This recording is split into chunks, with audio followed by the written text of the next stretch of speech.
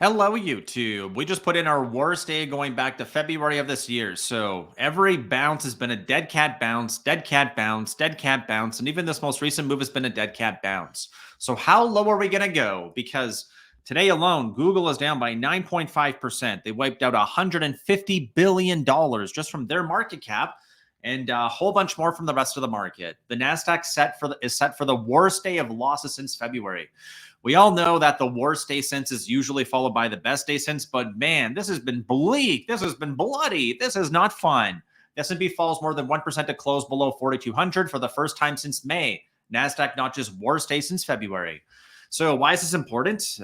Because nothing good happens below the 200 DMA, and we now have one day, two daily closes below, one back above, and now one back below. This is not good because usually it means we're going to go lower. And if we have a look here to our weekly chart, we actually got our first daily candle close below the 50 weekly moving average as well. Why is this important? Because early in the week, we hit it. We dead cat bounced up, and now we're revisiting it. So this is bad because the high of the week that we established is at 424.82. We're basically 425. Nice round number. Sellers were right there to sell it. And then when we look here to our daily chart, why did we reject where we did today? It's not really all that complicated. We can see that there's an uptrend. So the yellow light, meaning, hey, green light, we're going up. Yellow light, hey, we're not going up anymore. Well, we're not going up.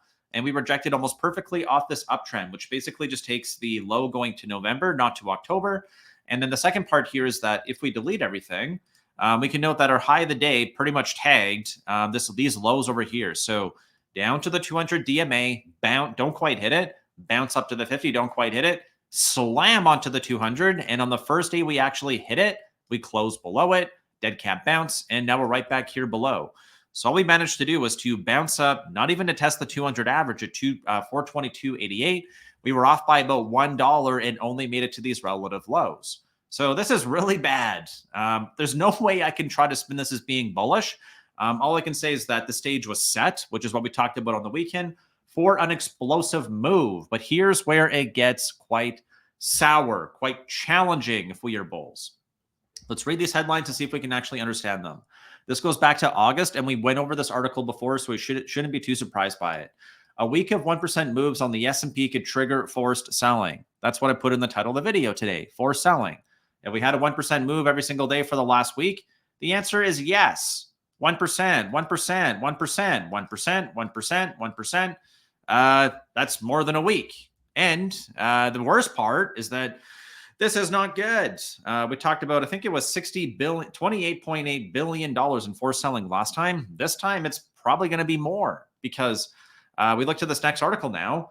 Wall Street is worried the bear market has unfinished business. And I actually made fun of this article when I first went over it. I said, hey, look what the bears are watching. And we bounced off the 200. And this is from October 8th. What they tell us here is that the S&P briefly teetered near its 200-day moving average around 4,200.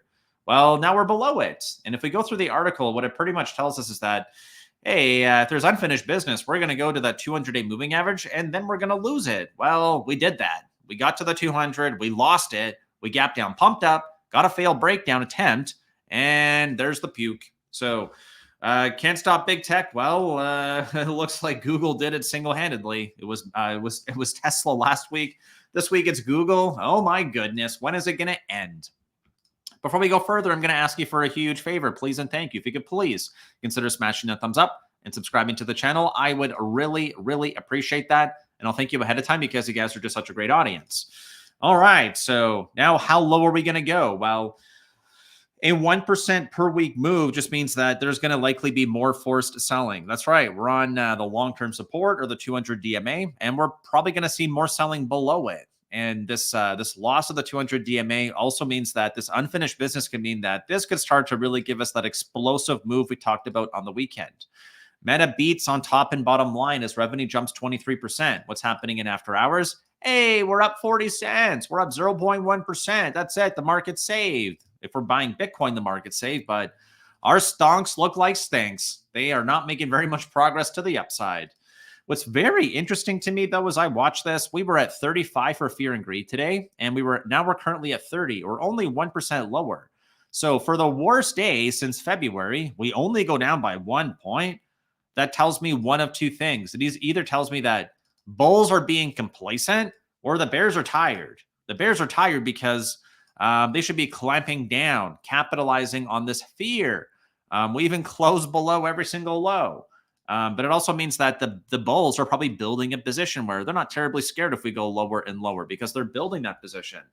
This either means that the bears are either going to get a punch in the balls or the bulls are. If the bulls get hurt, it means that we're going to start to see that forced selling, and we're just going to fall back into extreme fear for some confirmation.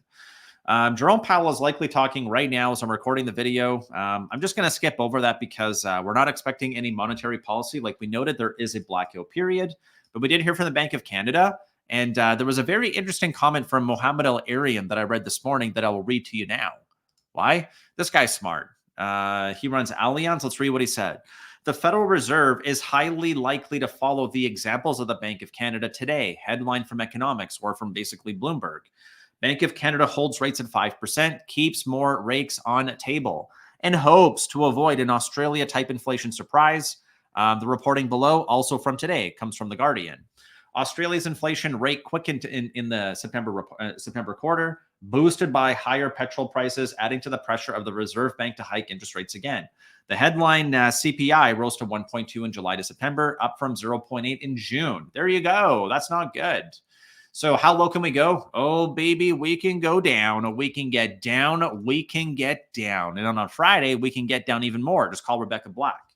So I don't really want to make this video because I don't want it to be one of those fear porn ones, but I feel like I got to do it.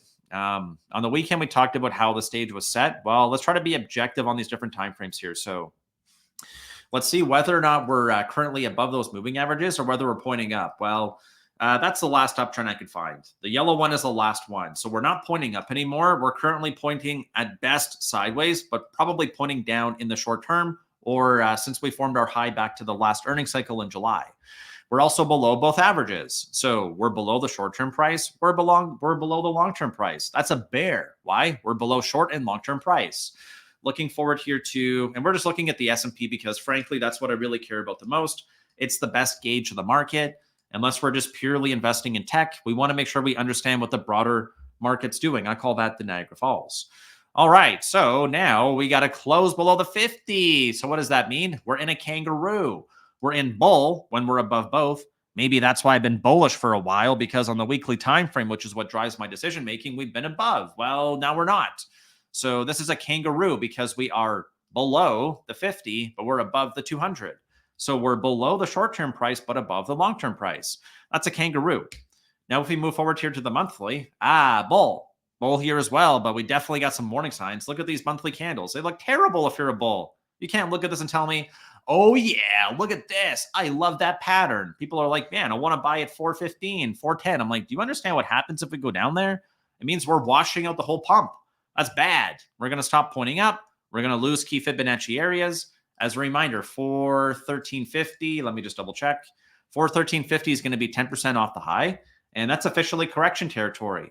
The interesting part about 413.50 as well is that that's a 50% retracement. So if we use Fibonacci, the Fibonacci retracement tool, I am hiding the 0%, which will be at the bottom. The bottom means the October low right here, and the 100% is going to be up here at our all-time high.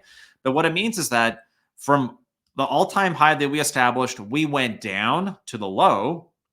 We rallied all the way back up to recapture roughly 80% of the move. And now if we go down to 414, it means we're back on the 50-yard line. So when we talk about a big move, well, the big move probably hasn't even started yet. Why? We're at the 50-yard line. Now, what does that mean? Neither advantage for the bulls, neither advantage for the bears. What do the bears need to see to reclaim control of the chart? Well, they need two things. They need some time. Time to close this monthly candle out, which means we're going to close below the uptrend, which means we're not going up anymore. And then they're going to need price, meaning we have to fall down here in the current month to roughly 400 or about 404. Next month, we're looking for about 399.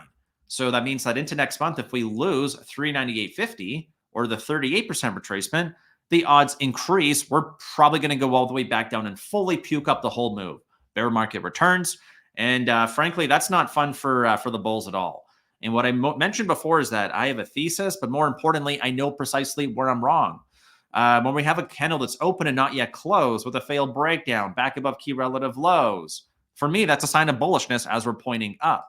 But now, like I mentioned, I know exactly where I'm wrong on the chart. Let's go back in time now. So we're going to go to the monthly chart here. High, lower high, lower high, lower high, low, lower low, lower low, lower low. So we have the high, which goes back here to July. And then we got 3 sets of lower highs and 3 sets of lower lows. Inside of the corrective wave, we're also at the low. We have an inverted hammer. We're below the previous candle lows as well. This is pretty bearish. So even though we haven't yet closed out the month to get confirmation that we're going lower, we're definitely seeing some warning signs here, right? So like I mentioned before, this was at 427. 427, I mentioned that I'm seeing evidence I'm wrong as we've lost this weekly low. Well, now we're an extra 10 points lower, and now we're below the short-term price. The 10% correction is within a kissing distance now, but we're only down by about 0.86 on the week, not even a 1% cut. It doesn't feel like that though, right? Worst day since February. That gets people's attention. So the only thing we really have left is the daily chart. This right here looks terrible too. It's at the low of the period, and we're below the 50 EMA. If we close here, I'm going to say that doesn't look good at all. The onus is on the bulls to fix the chart. Otherwise, looking for the reaction down to the 200, which is at 393. That 393 happens to correspond with roughly the number we're looking at here, the 50 monthly at 386. And then also 398 is going to be that 38% retracement. So all this means is that if you think you want to buy this thing at 400 or you want to buy it at 415, 410, you're buying it as it's breaking down below key lows with lower highs and lower lows with a channel lower. That's not what you want to do. You want to buy when we're trying to go back up. That's called bottom fishing. Buying as we're trending higher is called buying the reversal. So you have to know what you're trying to do. On the monthly chart, it's bearish. Cannot deny it. On the weekly chart, it's bearish. We're not pointing up. We're pointing down. We're at the low of the period. Bearish engulfing followed by a hard stomp. That's what we're looking at here. Bearish engulfing weekly candle last week. And now we have an inverted hammer below the last week's low and below the 50. That's bearish. Cannot deny it. And here we go to the daily. While we're not pointing up for the green light, we're not pointing up for the yellow light, we got dead cat bounce, dead cat bounce, dead cat bounce to fresh lows. Volume is elevated too. This isn't good. It's not good at all. So what this means is that the last thing that we were looking for as bulls was for it to be non-stop up from right now. Well, we're definitely not seeing non-stop up, right? We're going down. We're definitely going straight down. So as we look forward here to our seasonality chart, which now is going to be looking worse, we can update that here by going to SPX, and we can look here to our chart. Well, Justin, let's just adjust it. Let's fix it. Let's say that it's actually like this. Let's move this chart down a little bit. Let's try to pretend like the story we thought was going to happen is now happening. There we go. It's fixed. We got our low. We got our second low. And it could definitely be it. The clock is just ticking. And the reason why the clock is ticking is because it's August 25th and it's currently Wednesday. So if we're going to be fixing higher time frame charts, what we need to do is we have to start going higher. We cannot afford to go sideways anymore. The daily chart is below its long-term price. One more daily candle close below here, and we're probably going to see more forced selling. If we close the weekly candle below the 50, ooh, that doesn't look good either. I'm going to have to see a few candles or a reversal attempt before we get that. And it's already Wednesday, right? We got 2 days left. And even with a beat from Meta, okay, our 40-cent gain is now a 10-cent gain. Woof, the market looks weak. And then the monthly chart, oh man, we are below the previous monthly low with a set of lower highs and a set of lower lows. This is not bullish. The monthly chart only has until next Tuesday to fix itself, and the weekly chart only has 2 days. Man, these bulls better show up. They better start pumping. Otherwise, the risk here is what I mentioned before. It's the season out. It's the psychology chart. So I'm going to briefly go over this.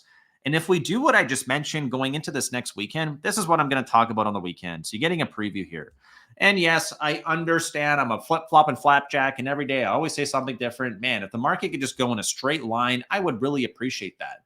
Because on a green day and we get a bottoming pattern, I'm like, hey, maybe this is it. It's the bottom. Boop, right back down. Market's been so choppy lately. This environment is difficult. And I think it's very naive to say that it's my job to be 100% predictable all the time. Where I feel more confident is by looking at the weekly chart, because this one takes 5 days worth of data. And because the pattern can only give us one of three things, it can either give us down, sideways, or up. That's why I said the stage was set, because technically we were still pointing up. We're still above the 50 EMA, but we got a bearish engulfing candle. And now we don't. Now we got a bearish pattern. So there you go. If we now look here to our seasonality chart, here's why it could be happening. So if we have a look here, we look at our current monthly chart. Let me see if I can just do this really fast. I'm going to copy this and I'm going to put it over. Let's see if we can actually zoom or blow this out. Here we go. I'm doing this in real time too. So, right, just bear with me, please. It's not going to be perfect, that's for sure. Need to probably make this smaller now. Here we go. This is not going to work. So all I'm going to do is I'm just going to highlight a few things here. So I'll try to get this ready for tomorrow, but what I'll show you is this. So I'll show you on here by just taking a screenshot and just highlighting the area that I'm paying attention to. So I'm paying attention to this. I'm paying attention to the blow off top, which is booms, right? Then I'm looking at the, what's the word? Complacency. If you're feeling complacent, I told you I was 2 weeks ago, right? I told you I was feeling complacent. Well, yep, looking a little bit complacent here. So if we just need to cool off before the next big rally, we're exhibiting the warning signs of complacency. And then what we're looking for is the big move, a monster dead cat bounce, but a failure to make a new high, lower high, or a head and shoulders. So after that happens and we keep printing lower highs and lower lows and closing below lows, eventually it all gets washed out. But if you look here at the chart, recognizing when the pattern changes right around here, and right around here just means we're not pointing up anymore. Wouldn't you love to know right here that there's a chance that a thunderstorm's coming, right? The thunderstorm of your lifetime, where if you wait till the bottom, you're not going to have anything left. Like this move right here is so small compared to the decline, which could be coming. So I don't like saying this. I don't like saying we're going to go all the way down. But if people start feeling anxiety and we start washing out or blowing out the low, that's going to be the October low of last year, by the way. That's a lot lower than we are right now. That's going to happen on either a weekly or monthly time frame. So now let's try to be a little bit objective here and see whether or not anything matches. So moon, monster dead cat bounce, failure to make a higher high, and then we get a succession of lower highs and lower lows. All right, what do we got here? Let's go back. So there's our monster move. There's our monster. Let's go to the monthly chart, actually. Be a little bit easier to smooth it out.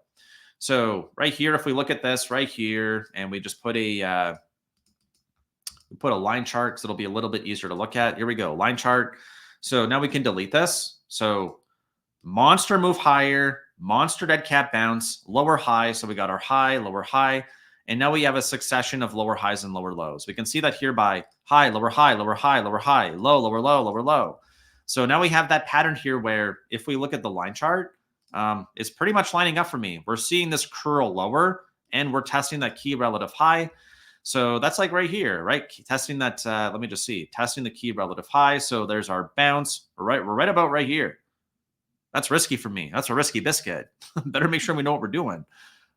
So I don't really want to leave it too much. I don't want to really go too much deeper than that because this is a pretty scary narrative. If we're really going to happen, if this is really going to happen, it means that, hey, if we're going down to 400, we're probably going a lot lower. And if we go to 400, something bad happened because now it means that this is not just a drop. This is a correction. 15% gets us to the 50 monthly moving average. And after that, we're going to have to see if we keep making the lower highs and lower lows, especially on the monthly chart. That's the most important one for me.